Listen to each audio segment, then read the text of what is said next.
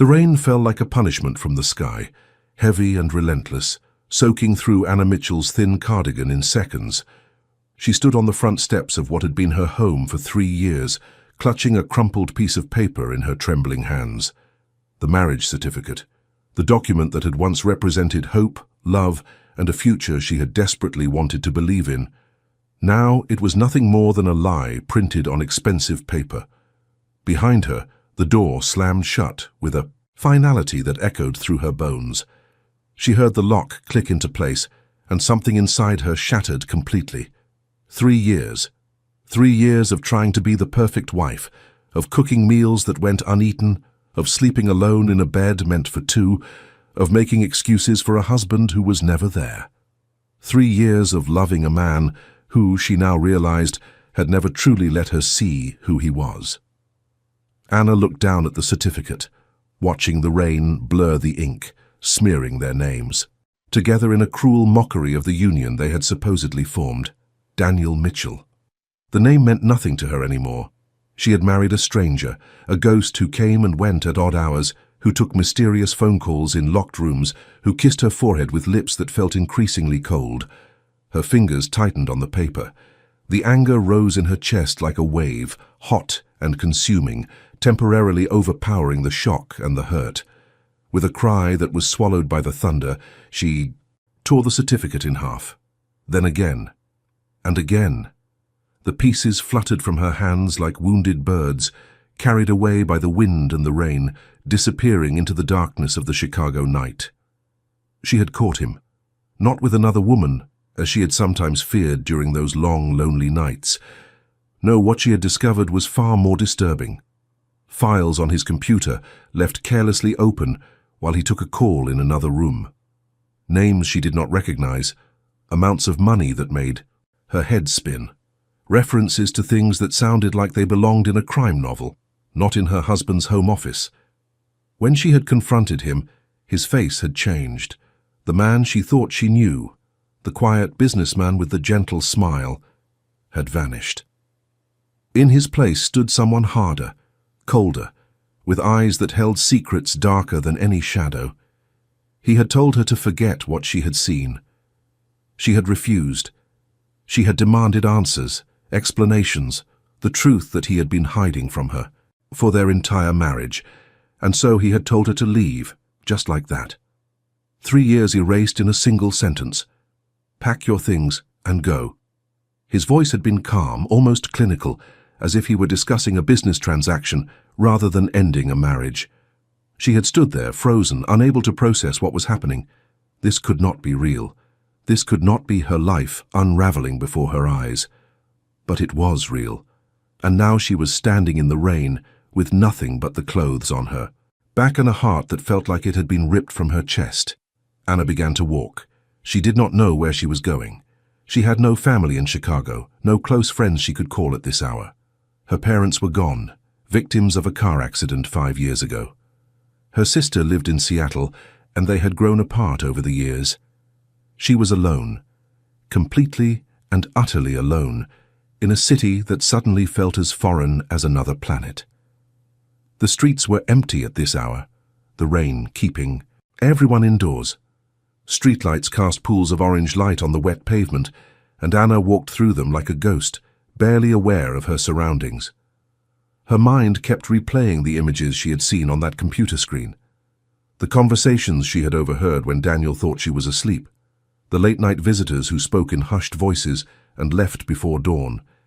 She had been so blind, so desperate to believe in the fairy tale she had constructed, the story of the successful businessman who had swept her off her feet and given her a life of comfort and security. She had ignored the warning signs, the inconsistencies, the moments when something felt off. She had wanted so badly to be loved that she had accepted whatever version of himself he chose to present. The rain began to ease, fading to a gentle drizzle that felt almost like tears against her skin. Anna found herself in a part of the city she did not recognize, surrounded by towering buildings that blocked out what little. Moonlight filtered through the clouds. She was cold, exhausted, and more frightened than she had ever been in her life. She spotted a small diner across the street, its windows glowing with warm yellow light. The sign read, "Rosie's," in faded red letters, and through the glass she could see a handful of patrons hunched over cups of coffee. It looked safe. It looked like a place where she could sit down, gather her thoughts, and figure out what to do next. Anna crossed the street, pushed open the door and stepped inside. A bell chimed overhead, announcing her arrival to the mostly empty room. The smell of coffee and bacon grease wrapped around her like a blanket, and for a moment she just stood there, dripping on the welcome mat, trying to remember how to breathe. A waitress approached her, a middle-aged woman with kind eyes and a name tag that read, Dolores. She took one look at Anna's soaked clothes and pale face and immediately guided her to a booth in the corner, away from the curious glances of the other customers. "Honey, you look like you've been through a storm in more ways than one," Dolores said, her voice gentle with concern. "Let me get you some coffee and a towel." "On the house." Anna nodded, unable to speak around the lump in her throat. She slid into the booth, her wet clothes squeaking against the vinyl seat, and stared at the table without really seeing it. The pieces of her life lay scattered around her like the torn fragments of her marriage certificate, and she had no idea how to put them back together.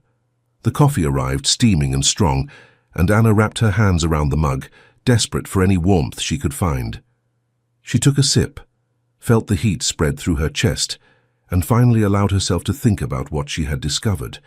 Daniel was not a businessman, or rather he was, but his business was something far darker than the import-export company he claimed to run. The files she had seen contained references to territories, to operations, to individuals who needed to be handled. There were spreadsheets tracking money that flowed through dozens of shell companies. There were photographs of men she did not recognize, annotated with notes in Daniel's neat handwriting. Her husband was a criminal, and not just any criminal.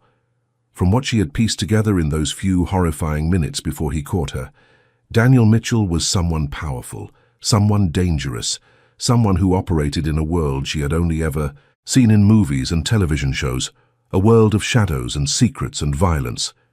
And she had been married to him for 3 years without knowing any of it.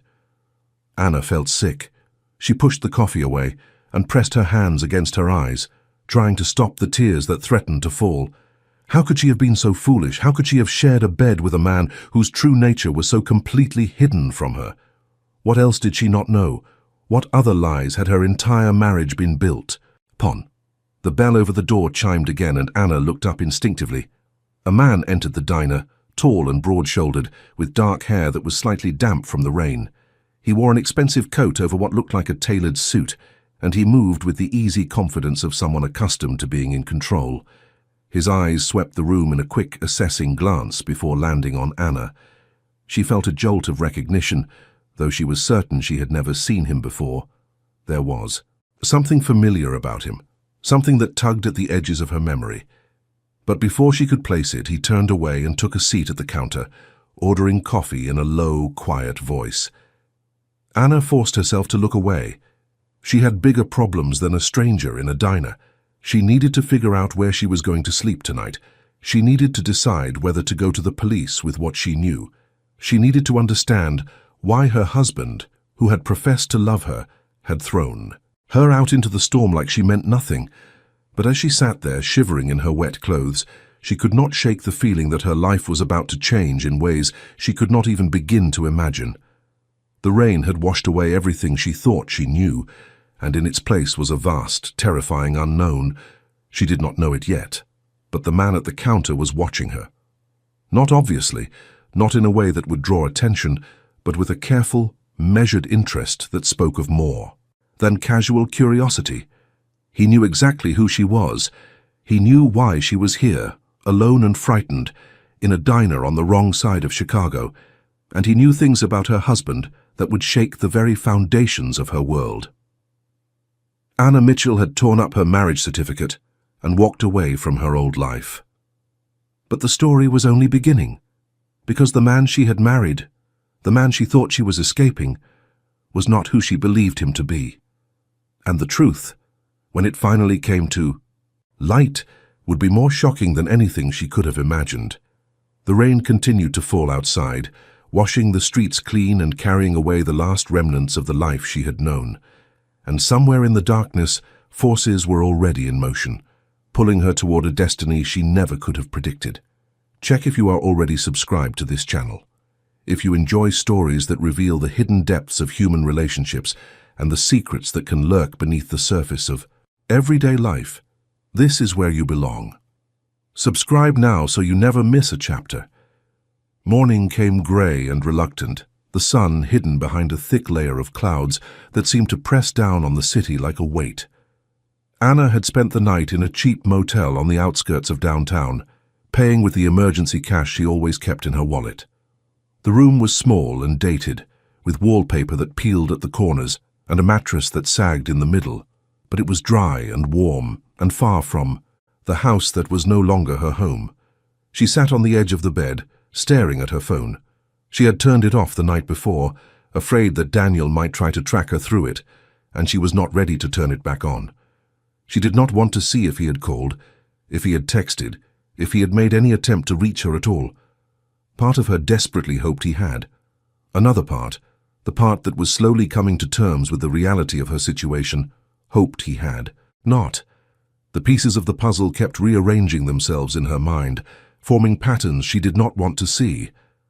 All those business trips that lasted too long, the men who occasionally came to the house, men with hard eyes and careful movements who fell silent whenever she entered the room. The way Daniel always seemed to know things before they happened, as if he had access to information that ordinary people did not. She had married a man who lived in shadows, and she had never even noticed. Anna finally turned on her phone, bracing herself for whatever awaited her. The screen lit up, notifications flooding in. 17 missed calls from Daniel, 32 text messages. She did not read them. She could not bear to see whatever excuses or explanations or threats he might have sent. Instead, she opened her contacts and scrolled until she found the name she was looking for.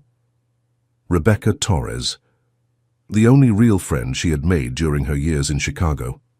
They had met at a coffee shop 3 years ago, bonding over a shared love of mystery novels and a mutual distaste for the pretentious wine bars that seemed to dominate the neighborhood. Rebecca was a journalist, sharp and curious, with a nose for stories that others overlooked. If anyone could help Anna understand what she had stumbled into, it was her. The phone rang twice before Rebecca picked up. "Anna? Oh my God, I've been trying to reach you. Are you okay? Where are you?" "I left him," Anna said, and her voice cracked on the words. "Rebecca, I found something on his computer. I think he's involved in something terrible." There was a long pause on the other end of the line. When Rebecca spoke again, her voice was careful, measured. "Anna, listen to me. Where are you right now? Are you somewhere safe?" "A motel, the Starlight Inn off Route 41. Rebecca, what's going on? You sound strange." Another pause, longer this time. "Stay there.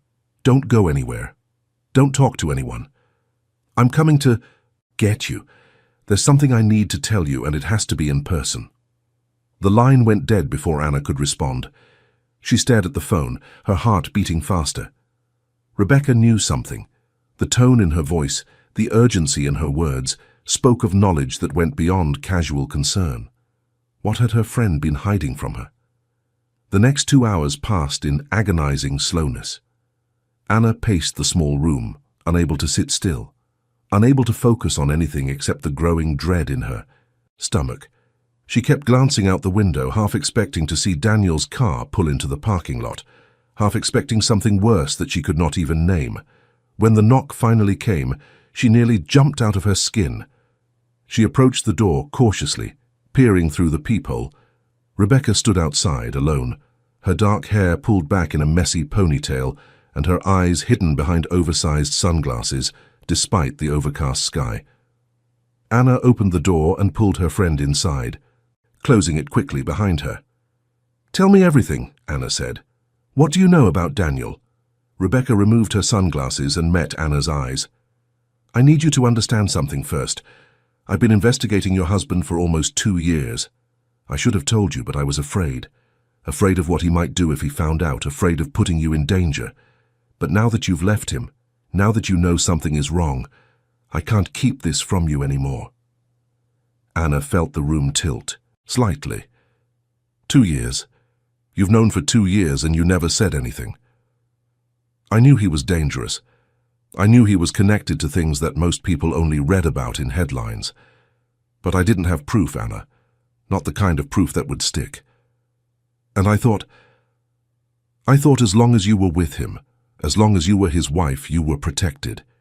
He would never hurt someone he loved. He threw me out into the rain like I was nothing, like our entire marriage was nothing. Anna's voice was bitter, edged with betrayal that now extended to her closest friend. Rebecca nodded slowly. "Because you found out the truth, or part of it anyway. Daniel Mitchell is not just some businessman with shady connections. He's the head of one of the most powerful criminal organizations on the East Coast. His real name is not even Daniel Mitchell. That's an identity he created 15 years ago when he decided to build a legitimate front for his operations." The words hung in the air, impossible and undeniable. Anna sank onto the bed, her legs unable to support her any longer. "What are you saying? That my husband is... what? A crime boss? Like in the movies?" "Not like in the movies. In real life, real operations, real money, real consequences. He controls half the shipping that comes through Chicago's ports. He has connections in city government, in law enforcement, in places that would make your head spin. The man you married is one of the most powerful and feared individuals in this city, and nobody knows his face. That's how he's survived this long." Anna thought she might be sick. All those quiet evenings at home, all those tender moments, all those whispered promises in the dark. Had any of it been real? Or had she been nothing more than another piece of his carefully constructed facade, a prop in the elaborate performance of normalcy he presented to the world? "Why me?" she whispered. "Why did he marry me?" Rebecca sat down beside her, taking her hands. "I've been trying to figure that out.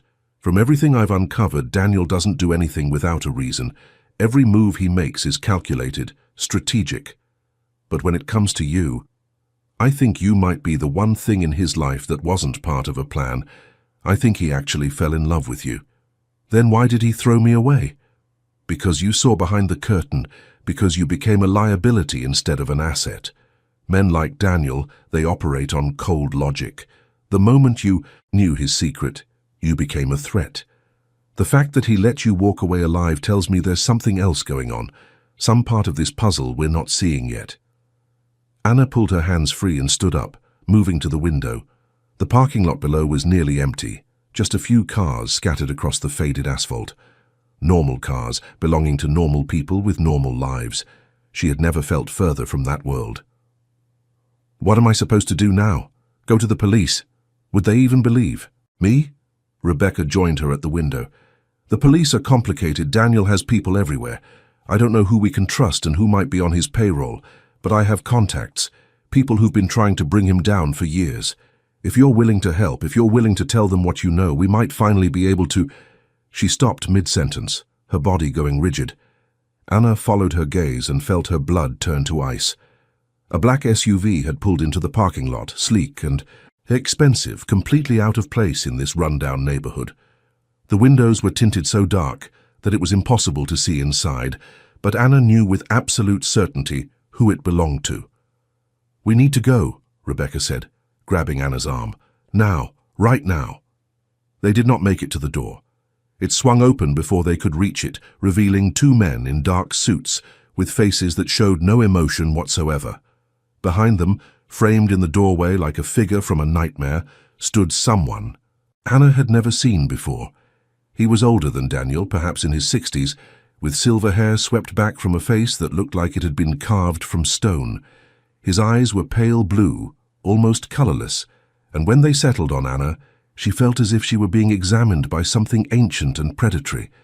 He wore his power like other men wore cologne, an invisible aura that filled the room and made the air feel thick and heavy. "Mrs. Mitchell," he said, and his voice was silk-wrapped. Around Steele. We need to talk about your husband. Anna's throat constricted. This was not Daniel's people. The recognition was instinctive, primal. This was someone else, someone whose presence spoke of different dangers and different agendas. She had escaped one trap only to fall into another. The older man smiled, but it did not reach his eyes. My name is Victor Marchetti, and I'm afraid you've stumbled into something much larger than a failed marriage. Victor Marchetti settled into the rooms-only chair as if he owned it, as if he owned the entire motel and everything in it. His two men remained by the door, hands folded in front of them, eyes scanning constantly for threats that probably did not exist. Anna and Rebecca stood by the window, united in their fear, watching the scene unfold like spectators at their own disaster. Please sit, Victor said, gesturing to the bed. I assure you, if I meant you harm, we would not be having this conversation. Anna did not move. Who are you? What do you want? Victor's pale eyes studied her with unsettling intensity. I am someone who has been watching Daniel Mitchell for a very long time, someone who has a vested interest in seeing his empire crumble, and you, Mrs. Mitchell, have just become the most valuable piece on the board. I don't know anything. I found some files on his computer, that's all. I don't even know what half of it meant. But you saw it. You were inside his home, inside his life, for 3 years. You know things you don't even realize you know. The way he moves, the way he thinks, the people he trusts, that information is priceless to someone like me. Rebecca stepped forward, her journalist's instincts overriding her fear. Victor Marchetti, I know that name. You're the head of the Marchetti family. You and Daniel are rivals. Victor inclined his head in acknowledgement. Rival is a strong word. We occupy overlapping territories. For years there has been an uneasy peace between our organizations, but recently Daniel has been making moves that threaten to upset the balance, moves that cannot be allowed to continue. Anna felt sick. She had escaped one criminal only to be captured by another. The world she had stumbled into was not a world of good and evil, but a world of competing evils, each using human beings as pawns in games she could not begin to understand. What do you want from me? She asked again.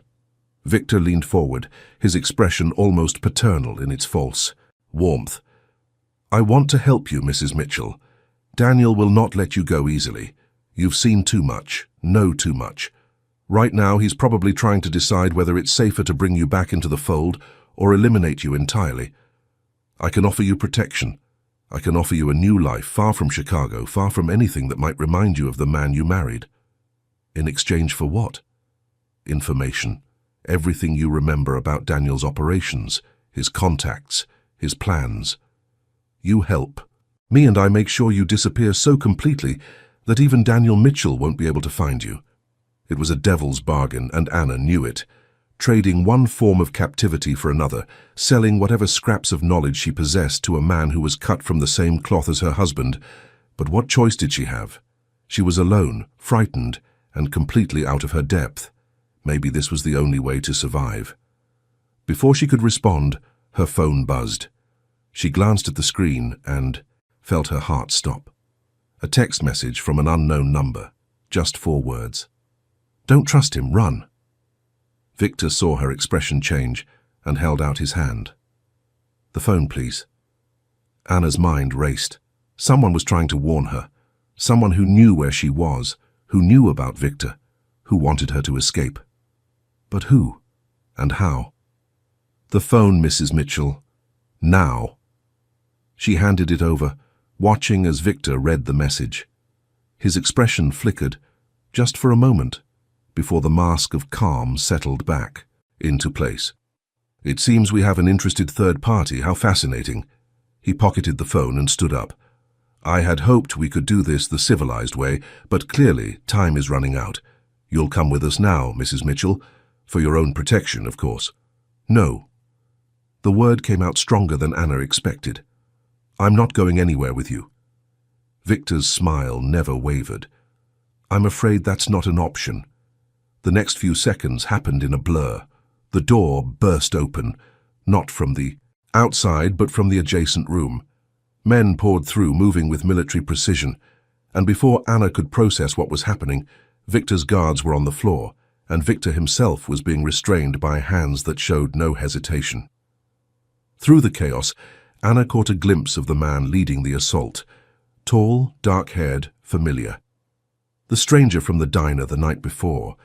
He moved through the violence with a grace that spoke of extensive training, his face calm and focused, as he neutralized the threat with brutal efficiency. When it was over, when the machete men were secured and Victor was being led away, the stranger turned to Anna. Up close, she could see the intensity in his eyes, the weight of secrets that lurked behind them. He was handsome in a severe way, all sharp angles and controlled power. "Mrs. Mitchell," he said, "my name is Marcus Cole. I work for your husband, and I'm here to take you home." Anna felt the world tilt again. Home. The word sounded absurd, meaningless. She had no home anymore. She had nothing but questions and fear, and a growing certainty that her life had become a chessboard where she was the only piece that did not understand the rules. "I don't want to go back to Daniel." Marcus nodded as if he had expected this response. "I understand. But there are things you need to know, Mrs. Mitchell. Things about your husband that might change your mind. He's not who you think he is. None of this is what you think it is." "Then, tell me the truth." Marcus glanced around the room at the unconscious men, at the chaos of the confrontation. "Not here, not now.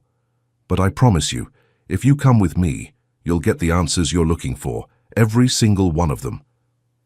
Anna looked at Rebecca, who nodded slowly. "I'll come with you," her friend said. "Whatever happens, we face it together." It was not much, but it was enough. Anna turned back to Marcus and took a deep breath. "Okay, take me to him. Take me to Daniel.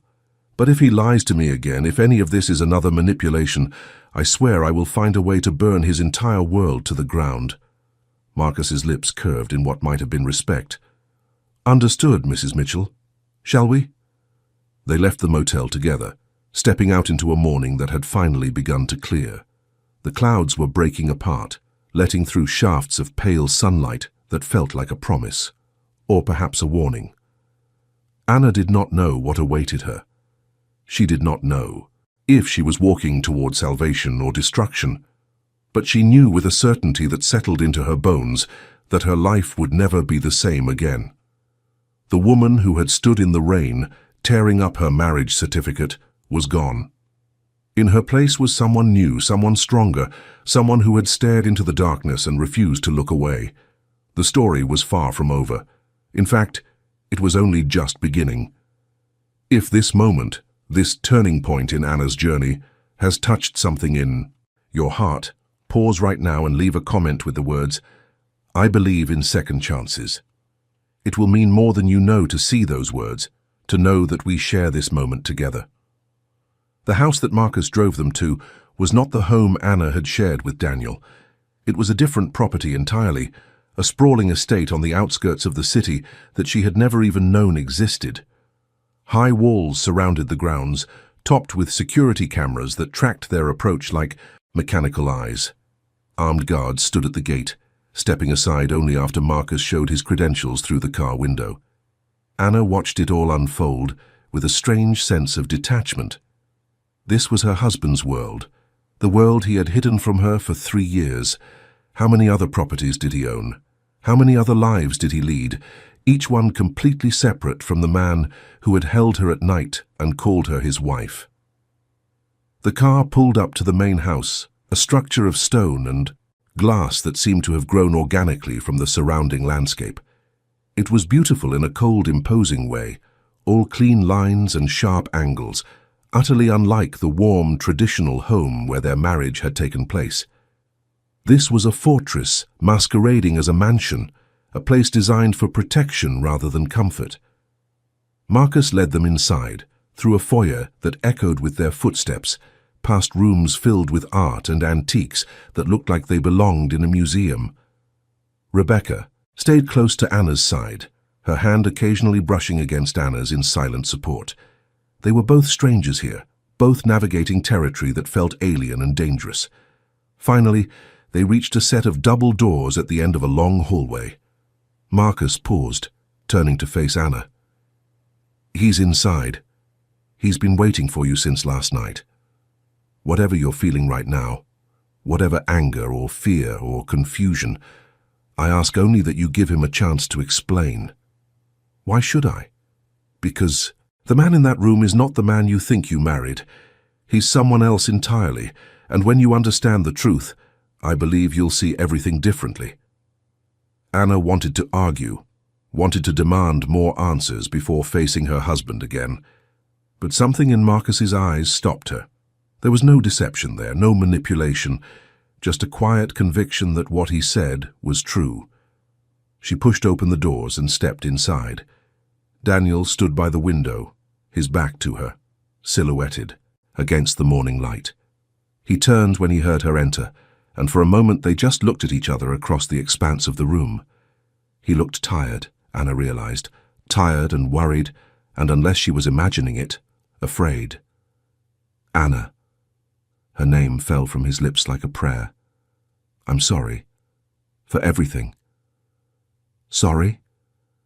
The word came out sharp, edged with all the pain and betrayal of the past 24 hours. "You threw me out of my own home. You let me believe our entire marriage was a lie. And now you send your men to rescue me from another criminal, like I'm some kind of prize to be fought over. Sorry doesn't begin to cover it, Daniel." He flinched at the accusation, but he did not deny it. I know I've handled this badly. I've been trying to protect you, but I've only pushed you further into danger. That's the last thing I ever wanted." "Protect me from what? From whom?" "Victor Marchetti said you two are rivals, that you've been making moves to upset some kind of balance. What does any of that have to do with me?" Daniel moved away from the window, approaching her slowly as if she were a wounded animal that might bolt at any sudden movement. "Victor Marchetti has wanted to destroy me for 15 years. Everything I've built, everything I've achieved, he sees it as a threat to his own power. When he found out about you, about our marriage, he saw an opportunity, a weakness he could exploit." "So I'm a weakness now?" "No." Daniel's voice cracked on the word. "You're the only real thing in my life. The only thing that matters more than the empire I've spent decades constructing. That's why I tried to keep you separate, to build a wall between my work and our marriage. I thought if you never knew, you'd be safe. I thought ignorance would protect you." Anna felt tears threatening, but she refused to let them fall. "You should have told me the truth from the beginning. I deserved to know who I was marrying." "Would you have married me if you knew?" The question hung between them, heavy with implication. Anna thought about the man she had fallen in love with, the gentle soul who had courted her with patience and kindness, who had made her feel safe and cherished in a world that had often felt cold and indifferent. Would she have walked away if she had known the darkness that lurked beneath the surface? She honestly did not know. "There's more," Daniel said, and his voice dropped to something barely above a whisper. "Something I should have told you a long time ago. Something that might help you understand why I am the way I am." He led her to a sofa, gesturing for her to sit. Rebecca remained by the door, a silent sentinel, but her presence was comforting. Whatever came next, Anna was not alone. Daniel sat across from her, his hands clasped in front of him. "When I was 17, my father was killed. We weren't wealthy then, just an ordinary family in Brooklyn. My father worked 2 jobs to keep us fed, and my mother took in sewing to help make ends meet. But someone decided that our neighborhood was worth more than the people living in it. Developers, politicians, criminals, all working together to force out the families who had been there for generations." Anna listened, her anger slowly giving way to something else. Pain, understanding, a glimpse into a history she had never known. "My father tried to organize the neighbors, tried to fight back through legal channels. He went to meetings, wrote letters, contacted the press, and for his trouble he was shot outside our front door. The police called it a robbery gone wrong, but I knew better. Everyone knew better." Daniel's eyes were distant, lost in memories that clearly still haunted him. "I swore that day that I would never be powerless again. I would never be at the mercy of men who saw people like my family as obstacles to be removed. So I built an empire of my own, not to hurt innocent people, but to protect them, to make sure that what happened to my father could never happen to anyone else. That doesn't justify breaking the law. That doesn't justify lying to me for 3 years. No, it doesn't. Nothing can justify that. But I need you to understand that I'm not the monster Victor Marchetti wants you to believe I am. The operations I run, they're not about hurting people. They're about creating systems of protection in places where the law has failed. They're about making sure that the powerful can't simply crush the powerless without consequence. Anna wanted to dismiss his words as rationalizations, as the self-serving excuses of a man who had chosen crime over conscience. But something in his voice, something in the pain that flickered across his face, made her hesitate. What if he was telling the truth? What if the world she had stumbled into was more complicated than simple good and evil? Even if I believe you, she said slowly, that doesn't change what's happened between us. You kicked me out of our home. You treated me like a threat instead of your wife. Daniel reached for her hand, then stopped himself. I know, and I will spend the rest of my life trying to make that up to you if you'll let me. But right now, there's something more important. Victor Marchetti is not going to stop. He's going to use you to get to me one way or another. The only way I can keep you safe is if we face this together. Together? Anna laughed, but there was no humor in it. We can't even have an honest conversation without lies and secrets getting in the way. Then let's change that. Starting now. Ask me anything, Anna, anything at all, and I swear on my father's memory I will tell you the truth. It was an extraordinary offer, one that carried weight beyond mere words. Anna looked into her husband's eyes, searching for deception and finding only desperate sincerity. He meant it. After all this time, all these secrets, he was finally ready to let her see the real him. She took a deep breath. Everything. I want to know everything. And then we'll decide together what happens next. Daniel nodded, and for the first time since she had walked into this room, something like hope flickered across his features. Everything, he agreed, starting from the beginning. The hours that followed were unlike anything Anna had experienced in her 3 years of marriage. Daniel talked and she listened, and slowly the picture of who he really was began to take shape. He told her about the organization he led, about its structure and its purpose. He explained how he had built it from nothing, turning the anger and grief of a 17-year-old boy into a network that spanned the entire East Coast.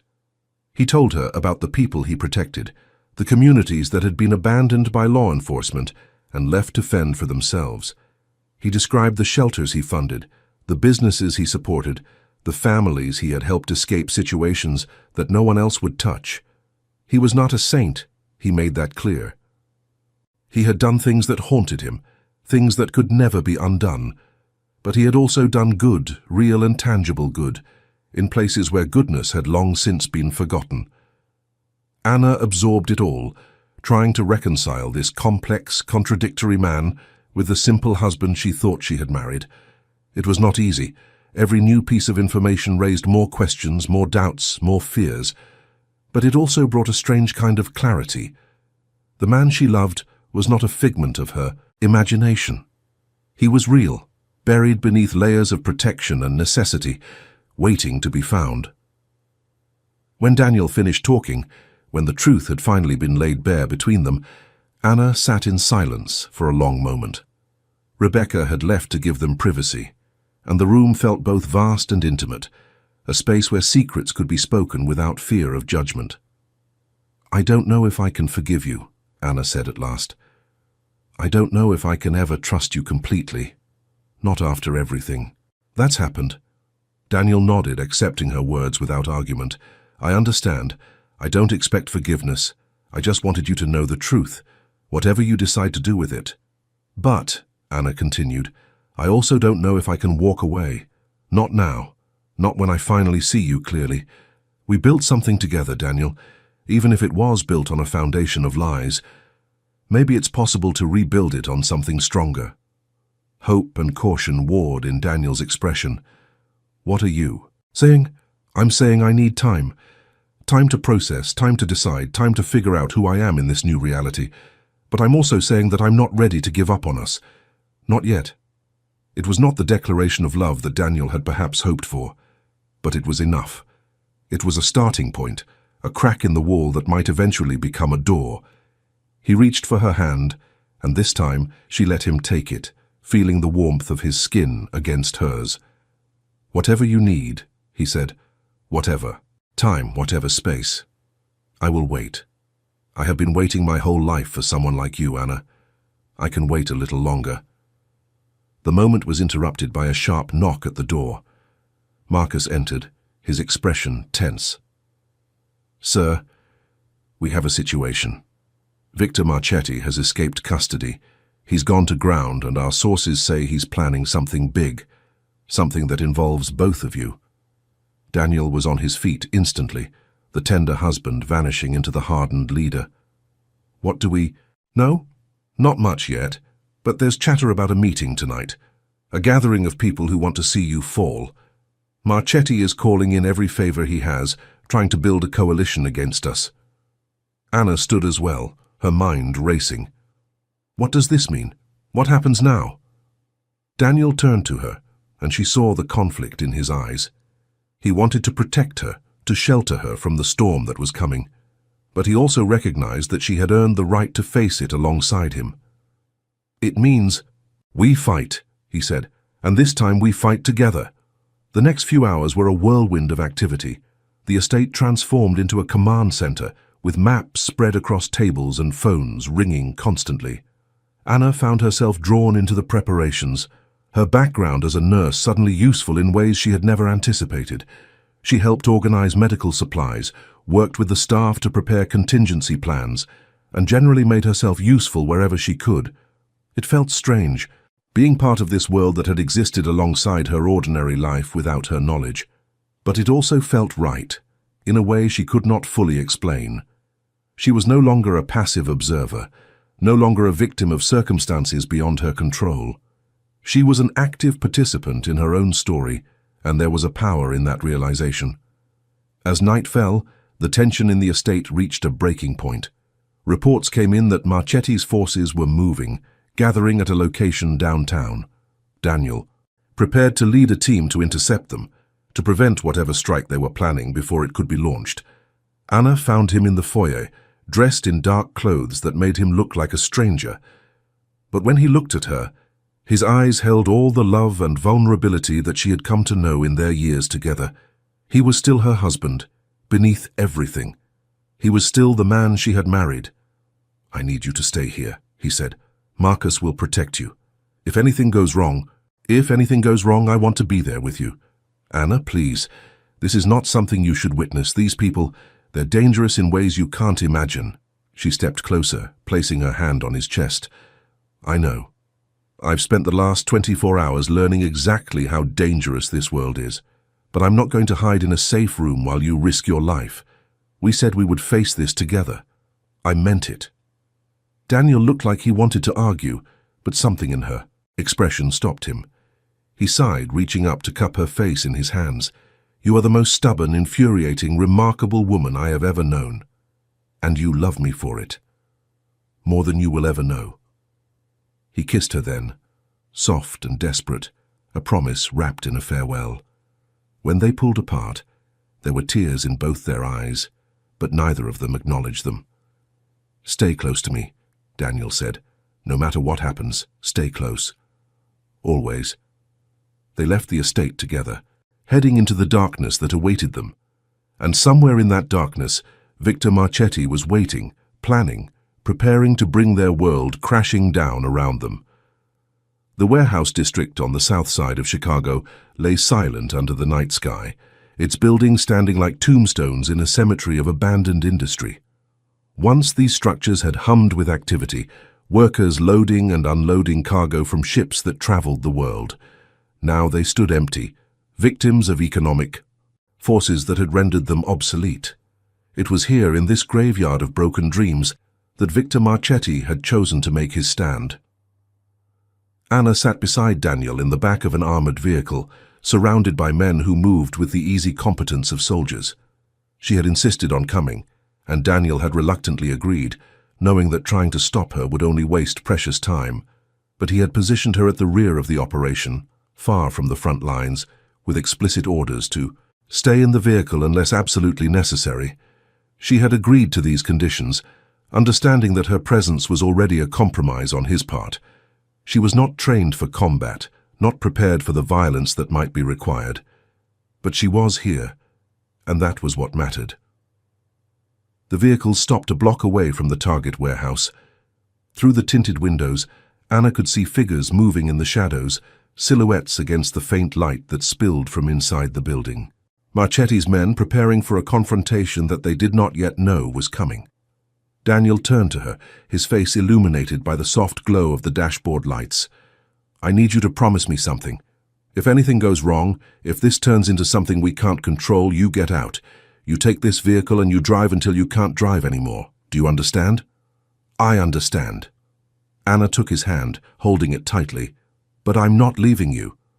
"Anna, I'm not leaving you." Her voice was firm, brooking no argument. "Whatever happens in there, we face it together. That's what you said, that's what we agreed." Daniel looked at her for a long moment, emotions flickering across his face too quickly to read. Then he nodded, accepting her decision. "Together," he repeated. "Okay. Together." He leaned forward and kissed her, hard and quick, then turned and exited the vehicle. Anna watched through the window as he joined his men, gave final instructions, and began the approach. To the warehouse, the figures moved like shadows themselves, blending into the darkness with practiced ease. Minutes passed.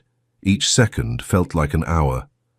Anna kept her eyes fixed on the warehouse, watching for any sign of what was happening inside. The silence was oppressive, broken only by the distant sound of traffic and the occasional crackle of radio static. Then, suddenly, light exploded from the warehouse windows. Not the light of fire or explosion, but the harsh, artificial light of floodlights snapping on all at once. Anna heard shouts, the sounds of struggle, and her heart stopped beating in her chest. She was out of the vehicle before she could think, running toward the warehouse with no thought for her own safety. Someone tried to stop her, one of Daniel's men stationed nearby, but she pushed past him with strength she did not know she possessed. All she could think about was Daniel. Daniel in danger. Daniel needing her. She burst through a side door and stopped, frozen, by the scene that confronted her. The warehouse was filled with people, dozens of them, standing in a rough circle around a central clearing.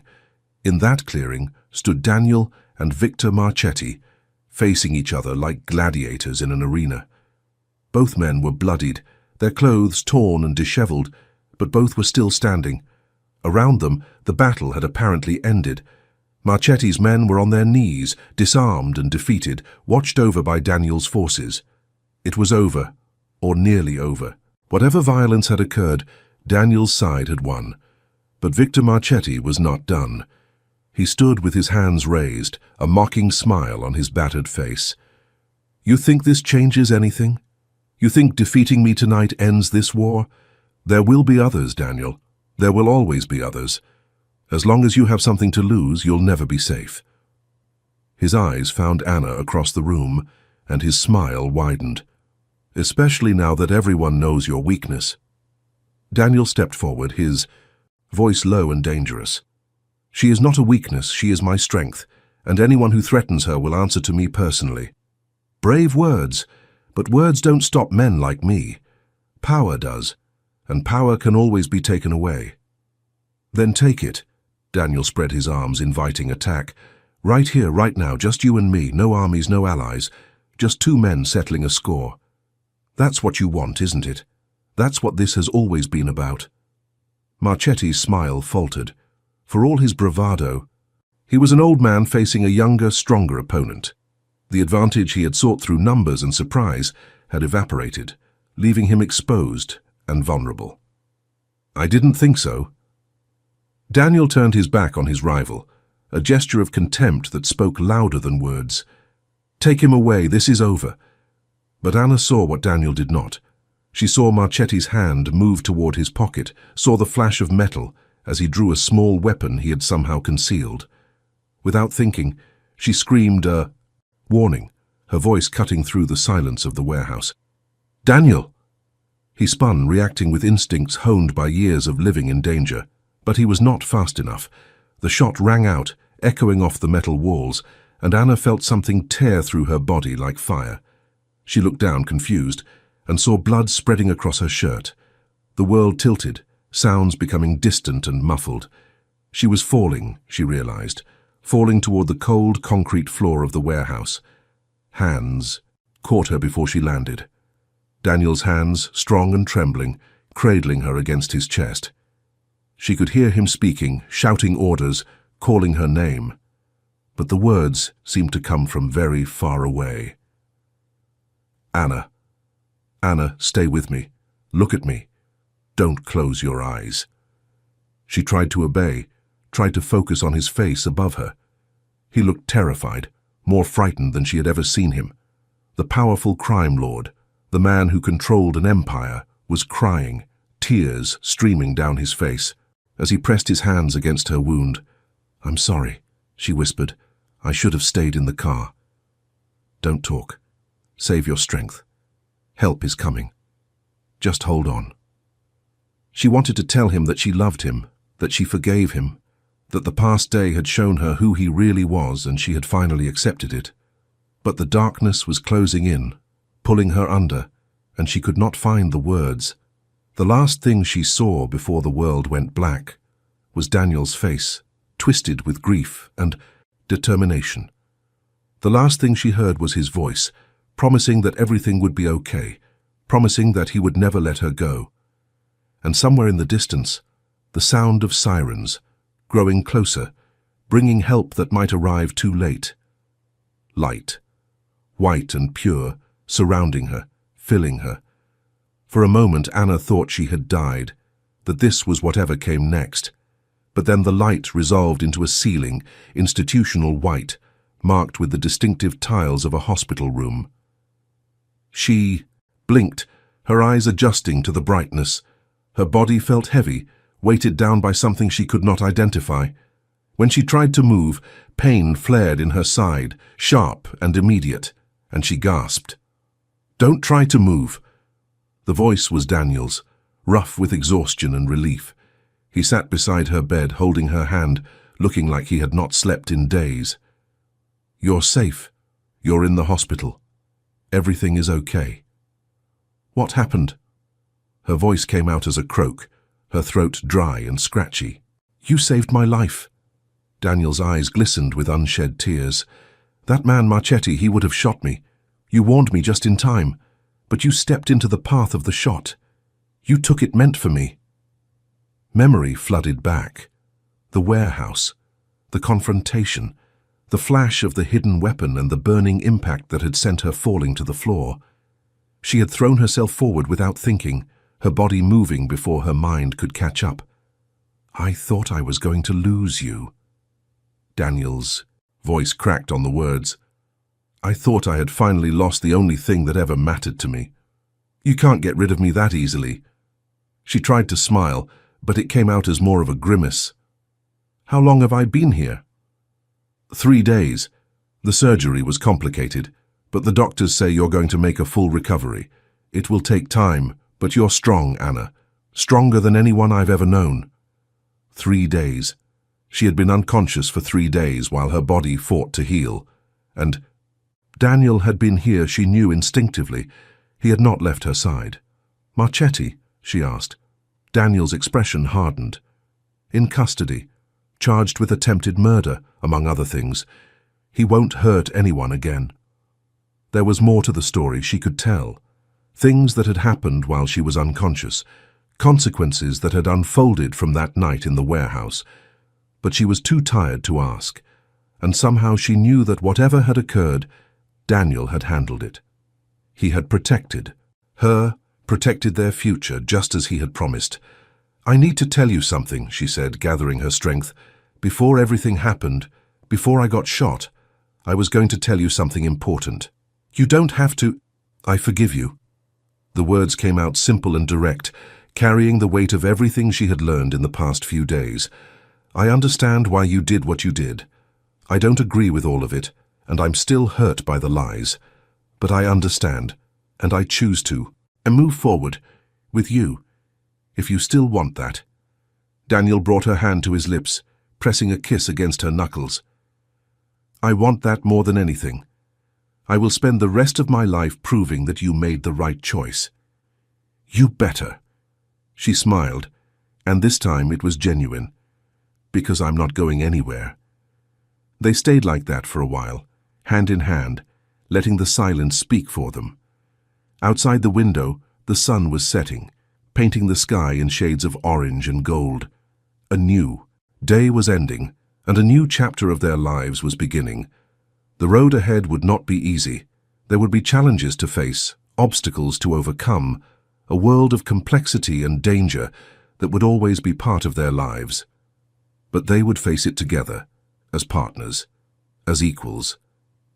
The lies and secrets of the past had been exposed, and in their place was something stronger, a foundation of truth and understanding that could weather any storm. Anna closed her eyes, exhaustion finally claiming her. But for the first time in days, the darkness felt peaceful rather than threatening. She was safe, she was loved, and whatever tomorrow might bring, she was ready to face it. Recovery was slow and sometimes frustrating.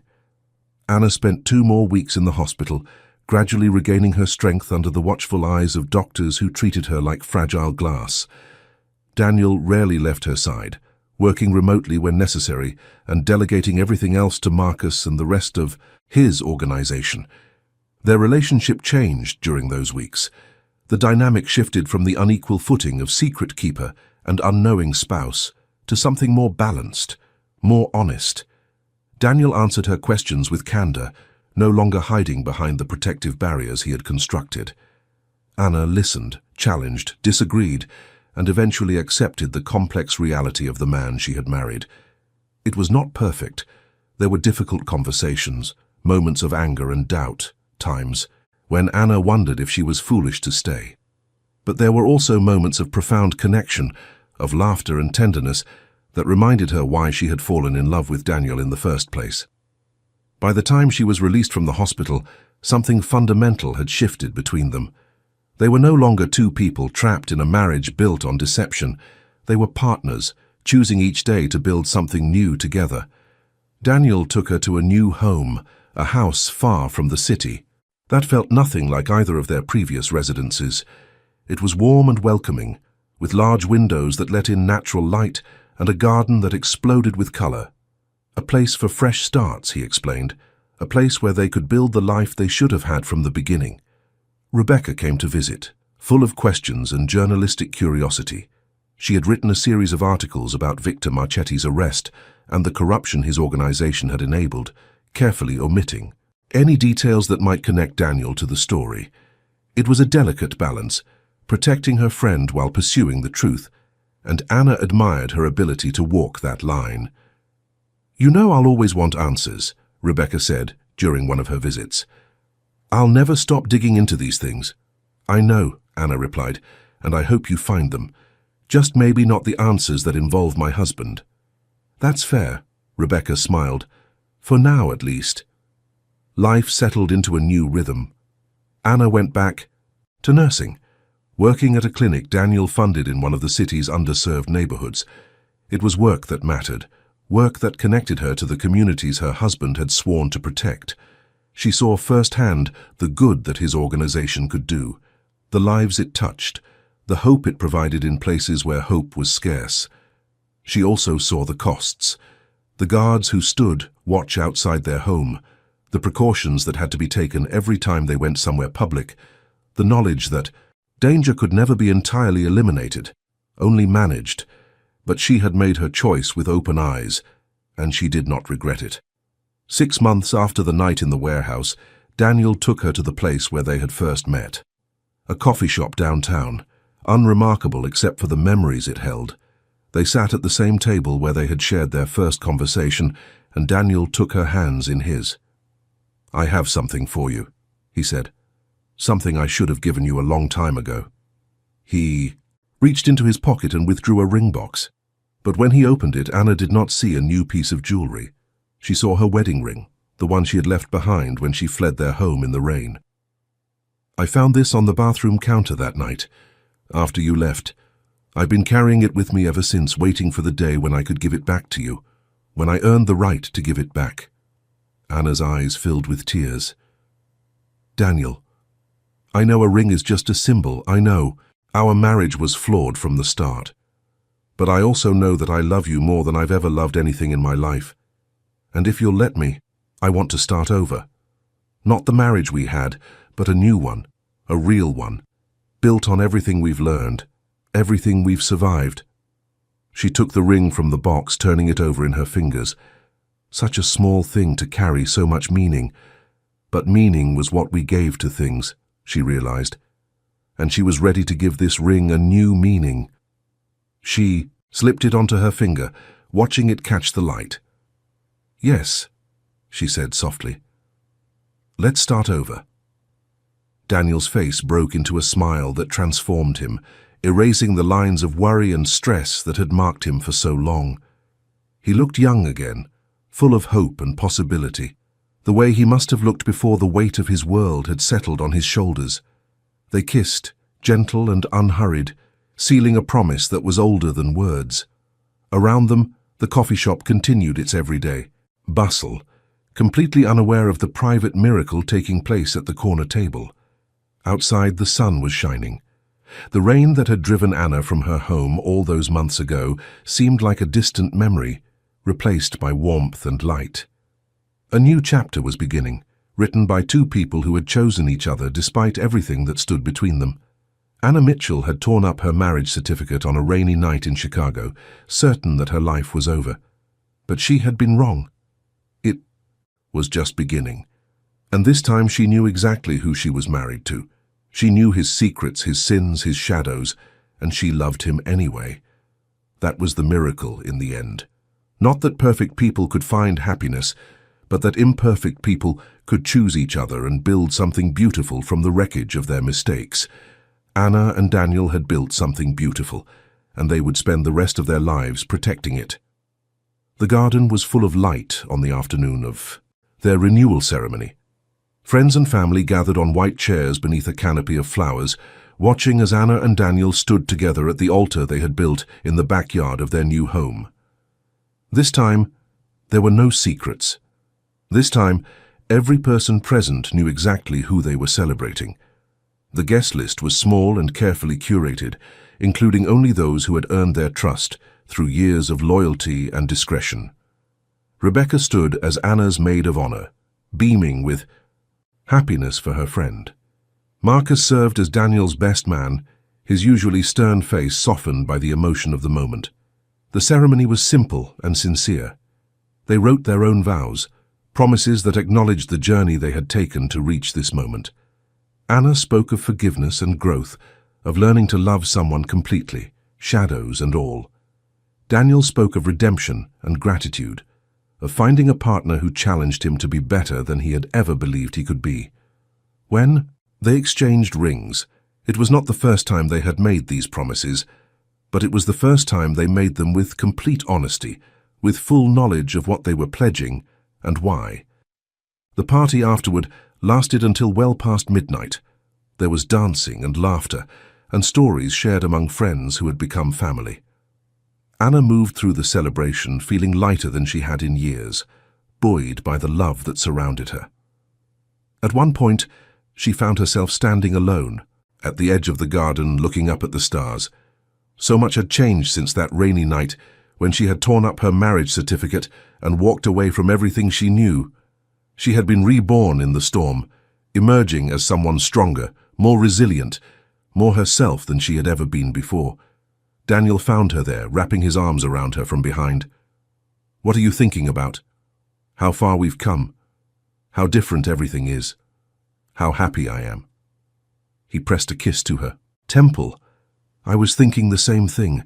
I never imagined this was possible, Anna. I never thought I would deserve this much happiness." "You deserve it." She turned in his arms, facing him. We both deserve it. We fought for it. We earned it. Yes.